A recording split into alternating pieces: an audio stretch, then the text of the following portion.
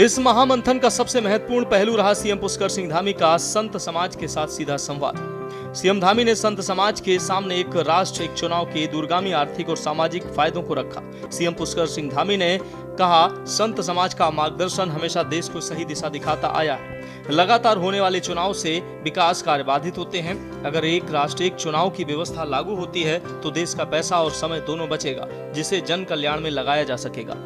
कार्यक्रम में संत समाज ने एक स्वर में वन नेशन वन इलेक्शन का समर्थन करते हुए इसे राष्ट्रीय हित का कदम बताया।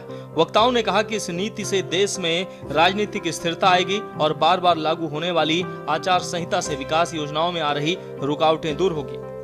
आपको बता दें कि हरिद्वार की पावन भूमि से संतों का ये आशीर्वाद और मार्गदर्शन एक राष्ट्र एक चुनाव के अभियान को एक नई ऊर्जा प्रदान करेगा। इस महामंथन ने स्पष्ट कर दिया है कि राष्ट्र हित से जुड़े इस मुद्दे पर संत समाज और सरकार एक दिशा में आगे बढ़ रहे हैं।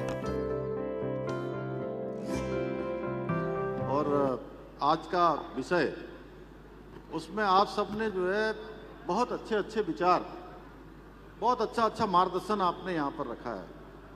और सच में मुझे ऐसा लगता है कि कोई भी काम, कोई भी दुर्लभ कार्य, अगर उसमें कहीं थोड़ी सी भी रुकावट आ रही है, थोड़ा भी विलंब हो रहा है और पूज्य संतगण अगर उसमें अपना आशीर्वाद दे देते हैं तो वो सारा जो है, जो बाधाएं होती हैं, जो कठिनाई होती हैं, जो भी परेशानियां होती हैं, वो दूर हो जाती हैं।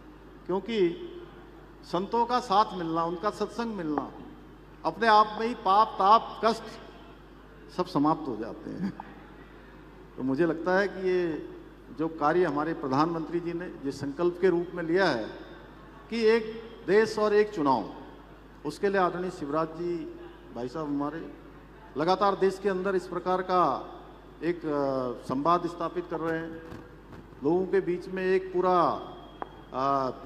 जो लोगों की सबकी भावनाएं सम्मिलित रूप से आए, एक स्वर में आए, क्योंकि इसके पीछे बहुत सारे कारण हैं। जैसा आप सबने बताया, 1952 में, 1957 में, 62 में जितने भी चुनाव हुए वो सब दोनों एक साथ हुए और कोई बाधा कहीं नहीं है। कुछ लोग, चूंकि जब भी देश के अंदर कोई भी व्यवस्था की बात होती है, व्यवस्था बनाने की बात होती है, अच्छा काम होता है तो विरोध करना शुरू कर देते हैं।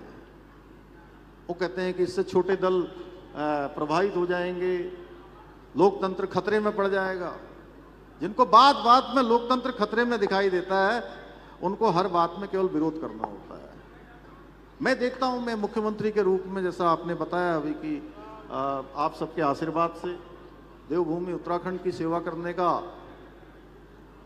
ये दायित्व मेरे को मिला। एक राष्ट्र एक चुनाव, वन नेशन वन इलेक्शन को आशीर्वाद दिया है सब संतों ने, क्योंकि हम संतों के लिए देश से बड़ा कुछ भी नहीं है।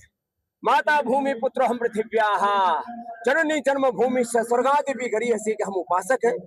वन नेशन वन इलेक्शन से शिक्षा तंत्र में भी सुधार होगा, क्योंकि 6 महीने साल भर में इलेक्शन ही चलते रहते हैं, उससे और विकास योजनाएं भी बाधित होती हैं।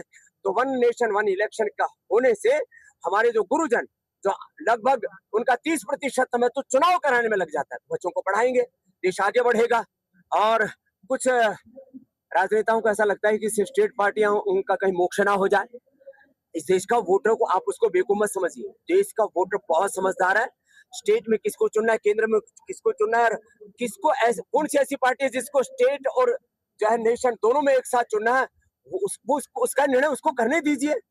आप अपने राजनीतिक तुच्छ स्वार्थों के लिए इस देश के हितों से समझौता नहीं कर सकते।